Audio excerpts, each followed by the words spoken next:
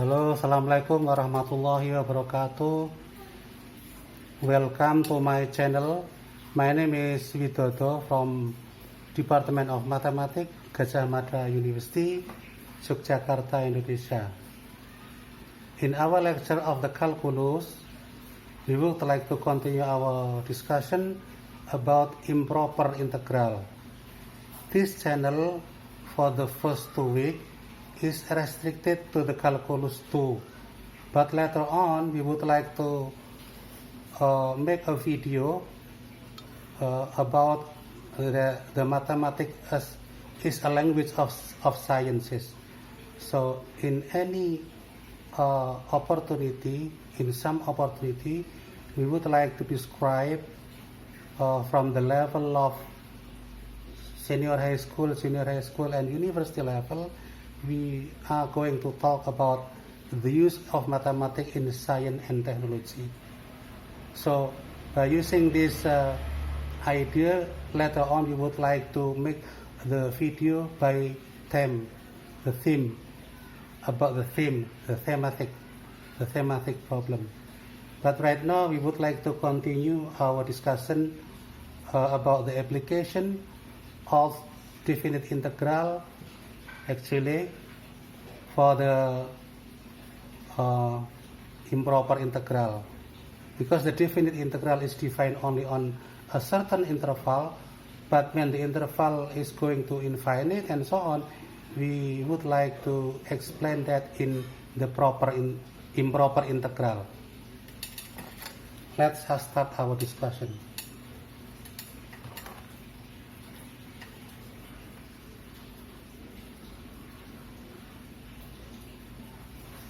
Here we have the topic about improper integral.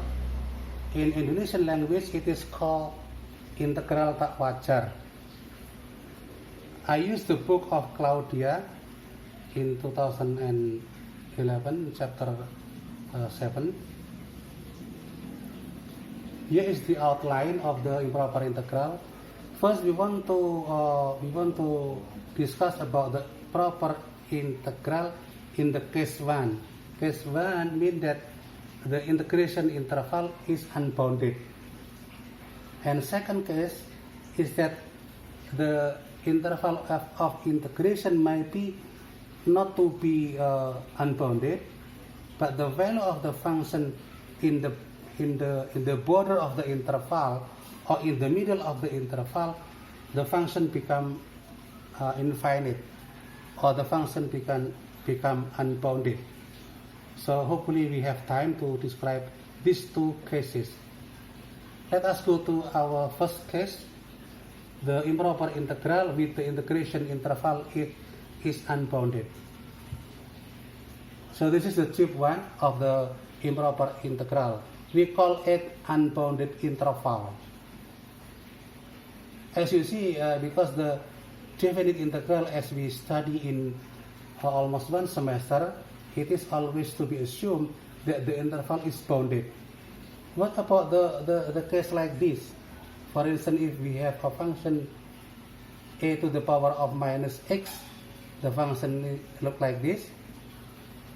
If the integral from 0 until 1, yes, we can count by using the definite integral, we can count the integral between 0 and 1.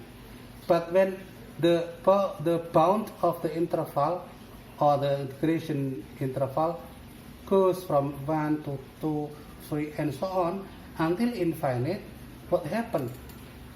So that is the problem of the unbounded interval. So that something like this: the integral from 0 until infinite of a to the power of minus x dx. What is that? What does that mean, and how can we count it? Here we have illustration like this. If we have the function f(x) is equal to a to the power minus x, then the function like this, and the area look like in the blue shaded area. Here. If we have the z here, somewhere here, z here, the integral from 0 until z here, actually this area, we can count it by using definite integral, that the integral is equal to 1 minus a to the power of minus z. But then when the z tend to infinite, then this call that the integral is convergent. As we see here, 1 minus e to the power of minus z. If the z tend to infinite, then e power minus z tend to 0. So this tend to 1. That is called convergent. So if you take the limit of a z for z tend to infinite, then this limit is equal to 1. So by using a notation, we will write the integral from 0 until infinite of the e minus x dx is equal to 1. Because this limit is x is equal to 1, we call this integral is divergent. In the left side is called improper integral with unbounded interval. Once again, in the left side here is called improper integral with unbounded interval.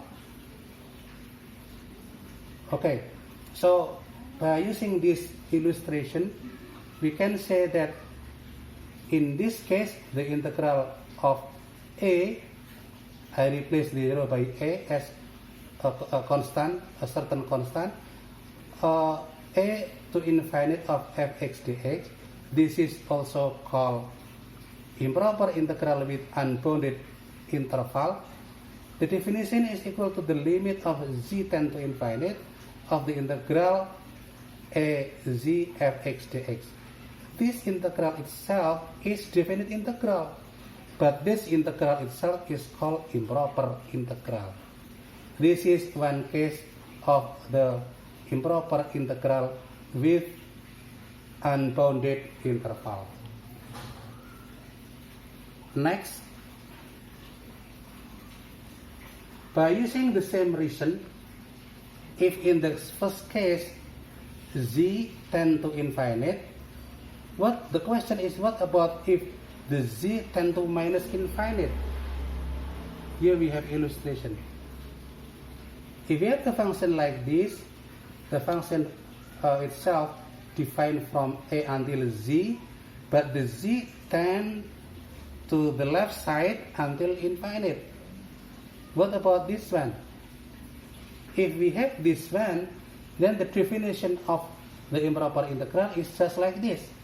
The integral from minus infinite until a fx dx, it is called improper integral, is defined by the limit of the z until a, where the z tend to minus infinite. If this number exists, then the improper integral is called convergence. When this limit does not exist, then the improper integral is called divergence. Here we have an example for example from the book of Claudia. Here the book of Claudia, in the first example, we want to compute the improper integral from 0 until infinite of 1 over x squared dx. How can we count it? As usual, as before, as the definition, the az is equal to the integral from 0 until z 1 over x dx. This is equal to minus 1 over x from 1 until z. This is equal to 1 minus 1 over z. If we take this limit of z, where the z tend to infinite, 1 over z tend to 0. So this limit is equal to 1. So this improper integral from 1 until infinite of 1 over x squared dx is equal to 1. This is convergence. So this improper integral is equal to 1. This is the first example. This is just the picture of the previous example. So the blue area, the shaded blue area, if we take the z tend to infinite, 10 to 1. The area 10 to 1. The blue area, if we take the limit z tend to infinite, the area is equal to 1. Secondly, from the book of Claudia, we want to count the improper integral 1 until infinite 1 over to the square of x dx. Okay, just by using the same argument that the z is equal to the integral from 1 until z 1 over square of x dx. This is equal to root square of x from 1 until z. It is equal to 2 times square to z minus 1. Because the square of z, if the z tend to infinite, it tend to infinite too, then the limit is equal to infinite. That means this improper integral is divergent, so does not exist. This is the second example. The third example, the second example can be described by the following graph. So this graph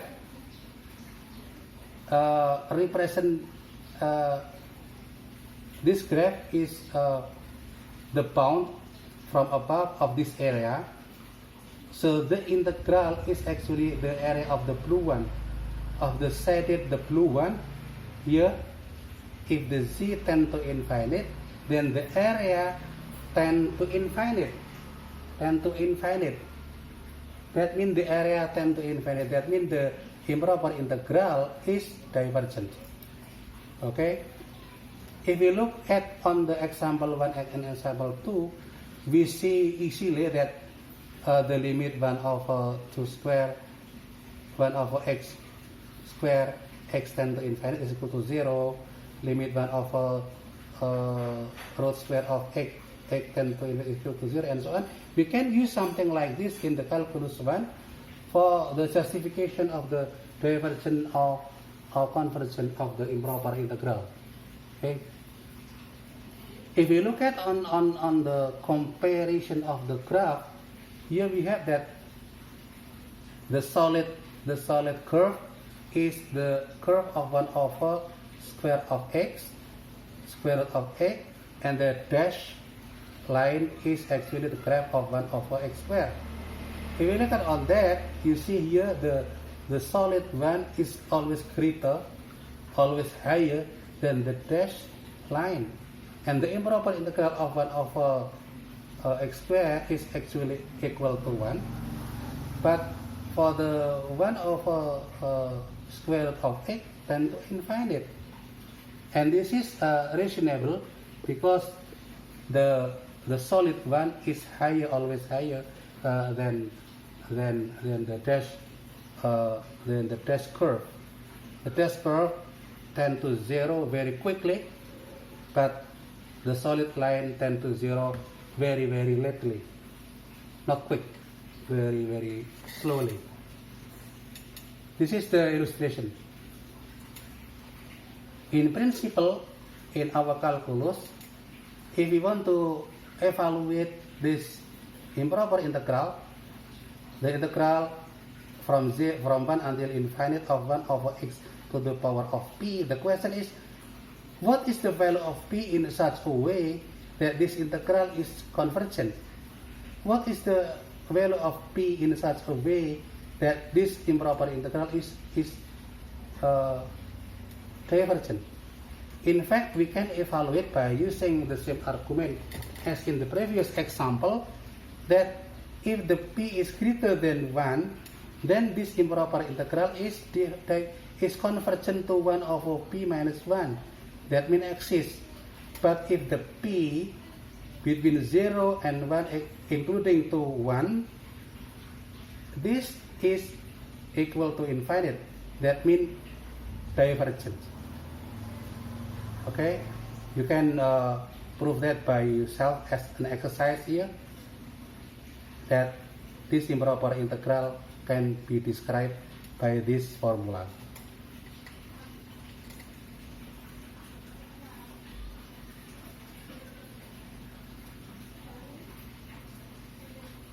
Okay, let us continue our discussion on interval a until infinite. That means the limit tend to infinite here. That is the limit of the z tend to infinite of the integral from a until z fx dx exists and has finite value. If this exists and finite value, then we call that this improper integral is convergent or converges. And then we define that the value of improper integral is just this limit. Otherwise, if this limit does not exist, then we call the integral is divergent or diverges. Okay? That is the notion of our improper integral for the unbounded interval. Example 3, we want to evaluate that we have the integral from minus infinite until 0 of 1 over x minus 1 square dx. We want to evaluate. How can we evaluate? Of course, we have to evaluate the integral from z until 0 and then take the limit for z tend to minus infinite. Okay? So, let us compute the definite integral from z until 0 of 1 over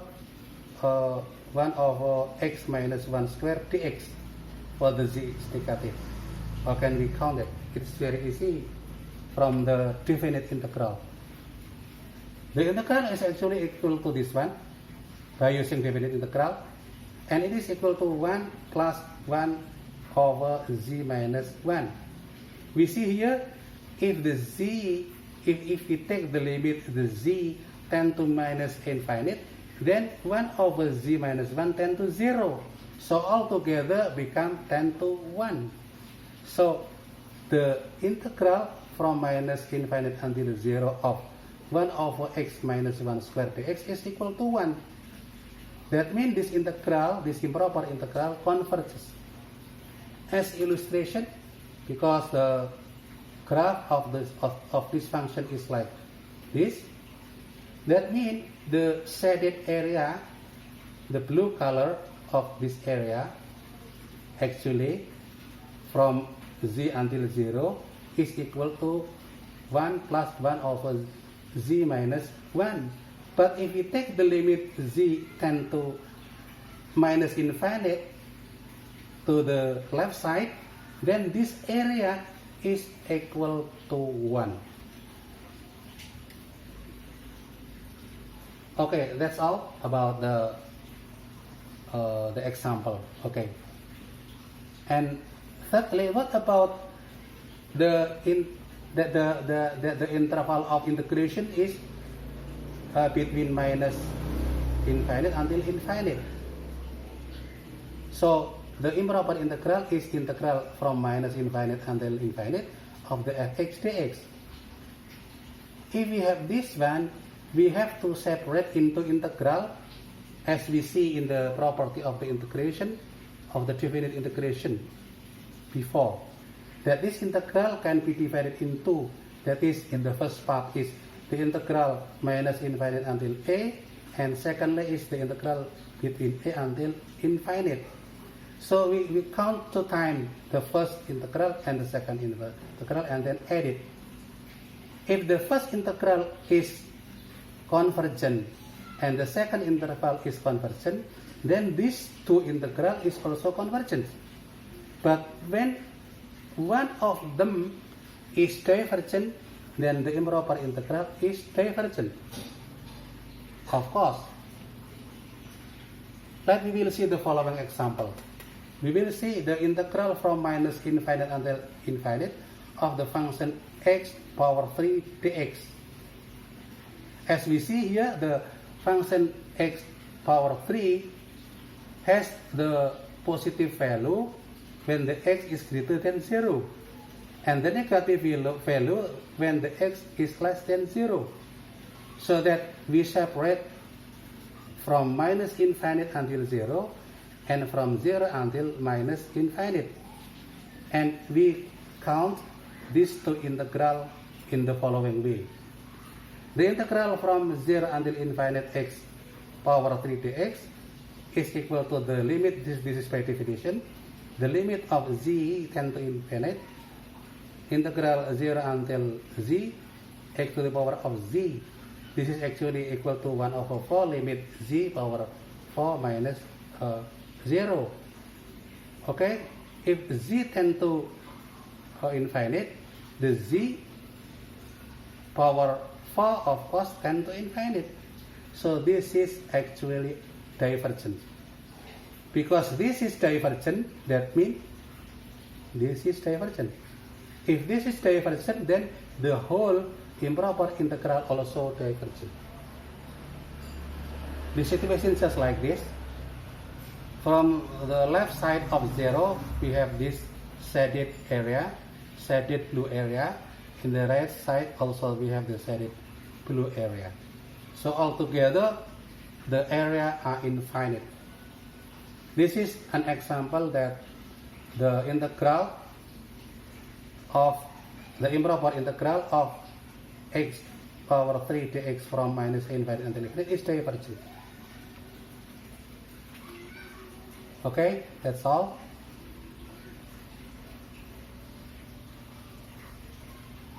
Next example.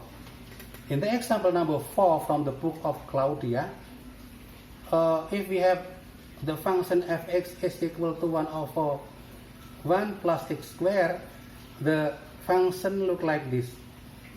Here in the right side, here from 0 is equal to 1, and then to tend to 0 when the x tend to infinite. In the left side also the same.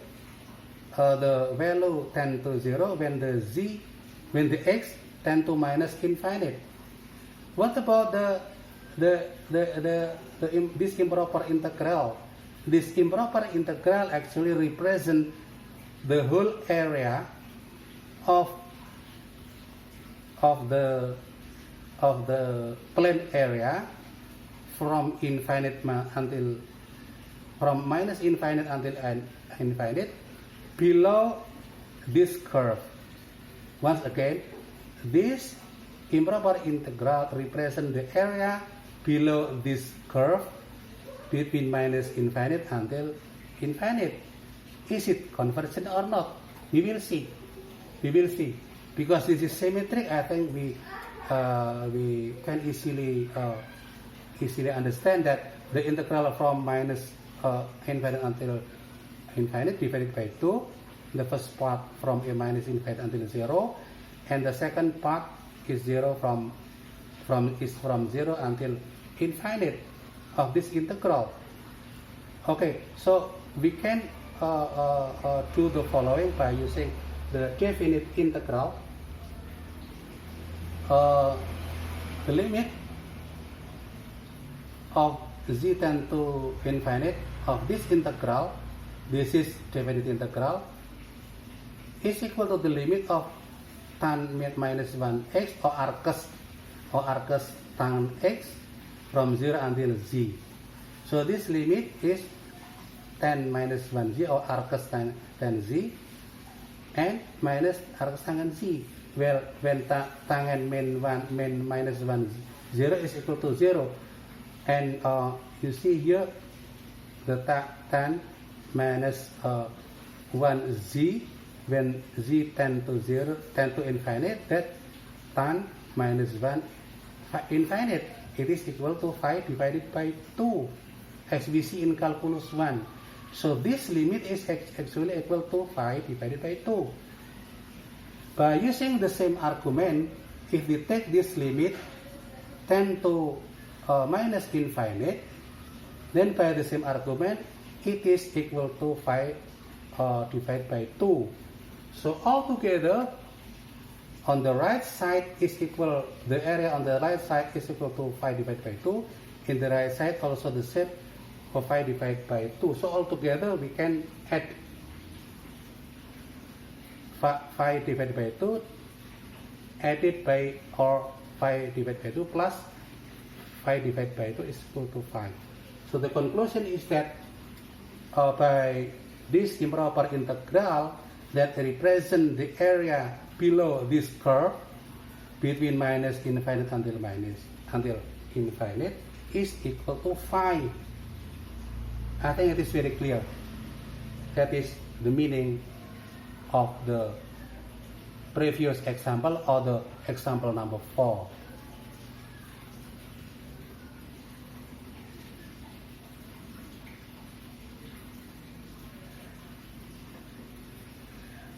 The next example, we want to evaluate of the improper integral from minus infinite until infinite of the x divided by 1 plus x squared dx. In the previous example, it is not x but it is 1. As we see here, it is 1. But here x. The integral is also very simple. And of course, by using the definition of improper integral, the improper integral from minus infinite until infinite, of the x divided by x plus x squared dx is equal to these two integrals, from minus infinite until 0 and from 0 until infinite. We will do that one by one. The graph is just like this. Okay.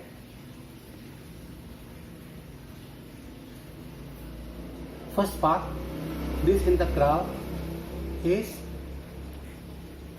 equal to the integral from 1 until 1 plus z squared. If we substitute the u is equal to 1 plus x squared, then it is equal to 1 over 2u du, equal to 1 over u and u, from 1 until 1 plus z squared.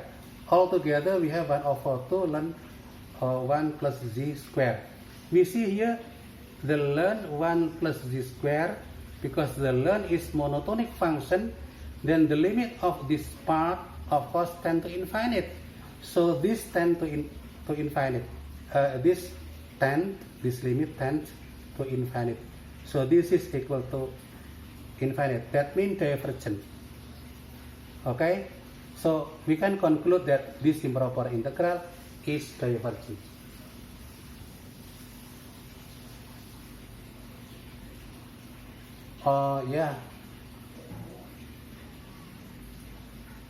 From another book, I take from the book of Stewart and Day another example.